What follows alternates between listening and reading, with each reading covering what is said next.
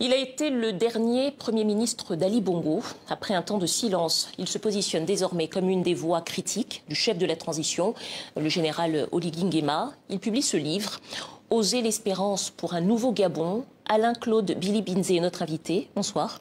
Bonsoir, madame. Soyez le bienvenu au Journal Afrique. Alors, je disais que vous êtes une des principales figures de la vie politique gabonaise. Les médias vous connaissent bien. Vous avez été ministre de la Communication et porte-parole du gouvernement. Également, plusieurs fois ministre sous Ali Bongo. Qu'est-ce que vous aviez envie de dire avec ce livre dont le titre premier est Aou Maou? Ça veut dire?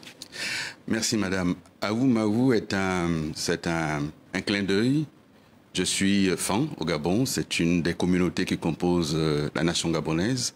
Et j'ai souhaité faire ce clin d'œil à ma défunte mère, Hélène Nosala, qui m'a élevé dans le respect des valeurs gabonaises, dans le respect de la vie et aussi dans l'engagement. Engagement pour sa famille, pour ses amis, mais aussi pour le pays. Et j'ai souhaité écrire ce livre pour témoigner de ce qu'auront été les 14 ans de mandature d'Ali Bongo, avec ses forces et ses faiblesses. Témoigner aussi de ce que nous avons fait ensemble pour le Gabon, qui n'a pas été que négatif, malgré le tableau qu'on tente d'en faire et qui fait partie des narratifs, mais aussi rendre compte de ce qui aurait été mon engagement, mon parcours politique, mon parcours citoyen également. J'ai été ministre plusieurs fois et j'ai essayé du mieux que j'ai pu de faire avancer notre pays dans les différentes responsabilités qui m'ont été confiées. Et donc ce livre, c'est aussi témoigner de cela. Alors c'est un livre dans lequel... alors vous parlez du bilan effectivement Ali Bongo et de votre expérience à ses côtés, mais c'est un livre dans lequel vous émettez plusieurs propositions pour l'économie et la société gabonaise. C'est aussi ça l'objet de ce livre, et dans lequel vous faites aussi une critique du gouvernement de transition. Général Oligui Nguema, le président de la transition, qui a pourtant été acclamé lors de son putsch. Qu'est-ce que vous lui reprochez exactement ? D'abord, sur les propositions, il me semble qu'après l'expérience qui est la mienne, il est utile de proposer au pays d'autres voies, d'autres sujets de discussion, des alternatives. Que le débat ne soit pas un débat heurté sur les questions de personnes, mais qu'on parle enfin projet pour le Gabon, la vision qu'on a pour la jeunesse gabonaise, pour la femme gabonaise, pour notre nation en général. Ce que je reproche aux militaires au pouvoir, c'est d'abord de s'être saisi du pouvoir. Et ce coup d'État, de mon point de vue, et plusieurs éléments le prouvent, a d'abord été un coup d'État contre la démocratie, contre l'alternance, parce que nous étions au terme d'un processus électoral qui aurait dû désigner le vainqueur. Ils ont dit qu'Ali Bongo n'a pas gagné l'élection, soit, mais s'il n'a pas gagné, qui a donc gagné? Et qu'on donne le pouvoir à celui qui a gagné. C'est le premier point. Le second point, c'est les appeler à respecter leurs engagements. Ils ont dit qu'ils rendraient le pouvoir aux civils au terme de la transition. Et aujourd'hui, tout porte à croire qu'ils n'ont plus cette intention-là. Tout se déroule comme s'ils avaient envie de s'accrocher et de faire en sorte que finalement, la politique au Gabon se résume à une prise de pouvoir et à une confiscation du pouvoir par ceux qui détiennent les armes et l'argent. Alors il y a un sujet qui fait beaucoup parler en ce moment au Gabon, c'est celui du projet de la Constitution, qui n'a pas encore été publié, je le précise, mais dont plusieurs lignes ont fuité, notamment les conditions d'éligibilité du futur président de la République. Vous ne vous êtes pas encore exprimé sur ce projet de constitution, en tout cas sur ce qu'on en sait et sur ce qui pourrait être. Je parle au conditionnel. Quelle est votre opinion à ce sujet? Qu'avez-vous à en dire? D'abord, le projet qui a fuité est exactement le même qui est aujourd'hui en discussion au niveau du Parlement, qui a donc été mué en constituante. C'est un projet qui est liberticide, c'est un projet qui est fondé sur l'exclusion. Une constitution, c'est un projet collectif, ça dessine la vision qu'on a pour notre pays, ça dessine les ambitions qu'on a pour notre pays. Et là, nous avons une constitution qui vise en fait à exclure. Alors, je précise peut-être pour ceux qui n'ont pas suivi cela, que notamment il serait question que le chef de l'État soit gabonais de père et de mère, avec également un conjoint ou une conjointe gabonaise. Gabonais de père et de mère, eux-mêmes gabonais de père et de mère, conjoints gabonais de père et de mère, et ensuite exclure ceux qui ont 70 ans, exclure les binationaux, exclure ceux qui résident à l'étranger, exclure ceux qui ont participé aux côtés d'Ali Bongo et d'autres représentants de l'État qui ont participé à la gestion de l'État, exclure également sur la base, madame, tenez-vous bien, de ce que on ne parlerait pas l'une des langues du Gabon, ce que l'État n'enseigne pas. C'est-à-dire que si l'État doit exiger quelque chose, l'État ne peut exiger que ce qu'il donne, ce qu'il offre, ce qu'il enseigne.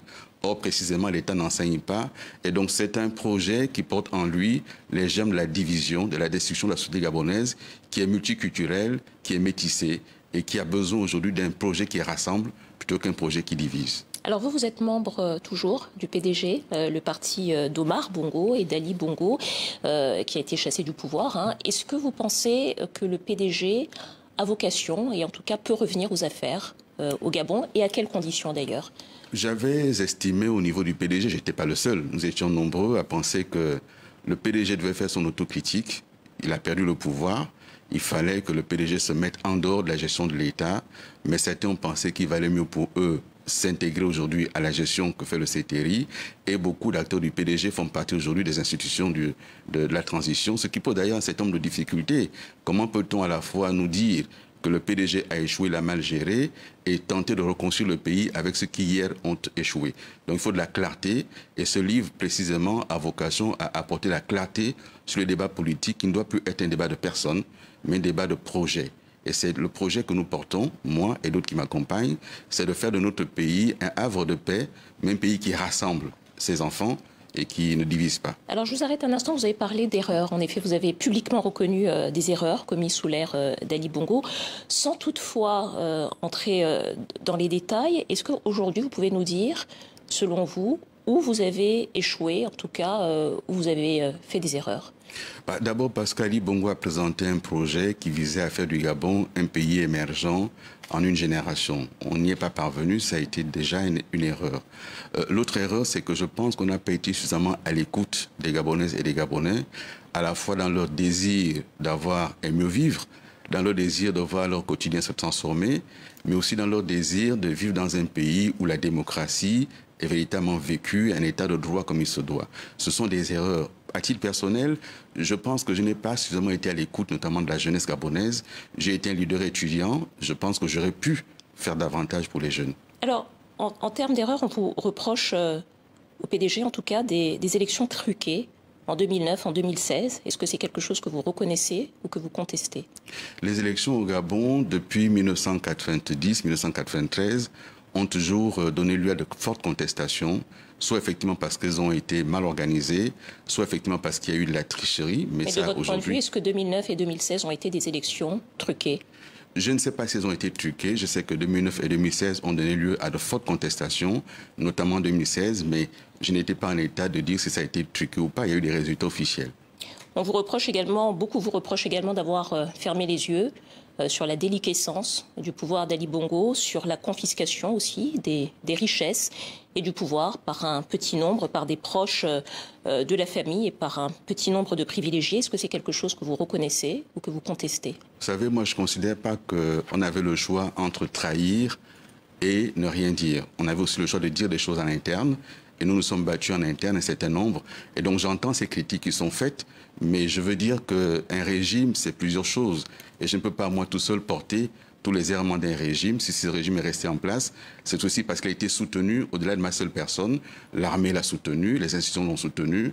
Et donc s'il devait y avoir mea culpa, je fais ma part de mea culpa, mais c'est l'ensemble qui devrait le faire. Parce qu'on ne peut pas prétendre que j'aurais été le seul à le faire, ce n'est pas vrai du tout. Et si une petite partie a continué à gérer, c'est parce que ça appuyait beaucoup, notamment sur la garde républicaine que dirige le général Oligui. Alors, après le putsch, vous avez fait silence pendant plusieurs mois. Ça, c'était dans un premier temps. Et puis, dans un deuxième temps, au début de l'année, vous avez repris la parole et vous avez fait amende honorable, en effet, reconnaissant des erreurs. Et on est dans un troisième temps, aujourd'hui, où vous critiquez le pouvoir en place. Qu'est-ce que vous pouvez dire à ceux qui pensent qu'il s'agit uniquement d'une stratégie de communication destinée à redorer votre blason et à vous positionner pour la présidentielle de 2025? Ce livre s'ouvre sur un hommage que je fais à ma défunte mère. Et les valeurs que je porte sont des valeurs d'engagement, des valeurs de probité. Je ne suis pas dans la tromperie, je ne suis pas du tout dans l'esbrouf. Je dis les choses telles que je vois les choses, je peux me tromper, mais je ne suis pas dans une démarche de tromperie du peuple gabonais, des populations. Ce que nous construisons, c'est un projet alternatif face au projet d'une société de soumission, face à une autocratie qui est en train de se mettre en place, nous pensons que le Gabon a besoin d'une société qui rassemble. Et c'est pour ça que nous proposons une société de confiance par rapport à la soumission qui est proposée. Lorsqu'on peut vous dire que la main qui demande est toujours en dessous de celle qui donne, ce n'est pas la société à laquelle nous pensons. Nous pensons que le Gabon aujourd'hui doit rassembler ses enfants, doit les mettre au travail, mais surtout doit être à l'écoute des jeunes et des femmes qui portent des ambitions et des projets pour notre pays. Si la nouvelle constitution vous le permet, est-ce que vous souhaiteriez être candidat à la présidentielle du Gabon en 2025 ? Chaque jour en son temps, madame. Aujourd'hui, il y a d'abord le débat sur la Constitution. Et sur cette Constitution, si elle est soumise au sortir de la Constituante telle qu'elle est entrée, je vais appeler à voter non à ces référendums. Parce que ces référendums, aujourd'hui, si la Constitution est adoptée, nous n'aurons plus la même société gabonaise. Nous aurons des Gabonais de bas étage, des Gabonais qui auront des droits différenciés, et ce n'est pas acceptable. Donc la première étape, c'est d'abord la question du référendum. Appeler les Gabonais à bien lire cette Constitution et à comprendre que nous devons éviter l'autocratie. On peut avoir applaudi les militaires, mais on ne peut pas laisser... En tout cas, vous continuez à vouloir servir votre pays. Je suis disponible pour servir mon pays. Alain-Claude Bilibinzé, dernier Premier ministre du président Ali Bongo au Gabon. Merci à vous. C'est moi.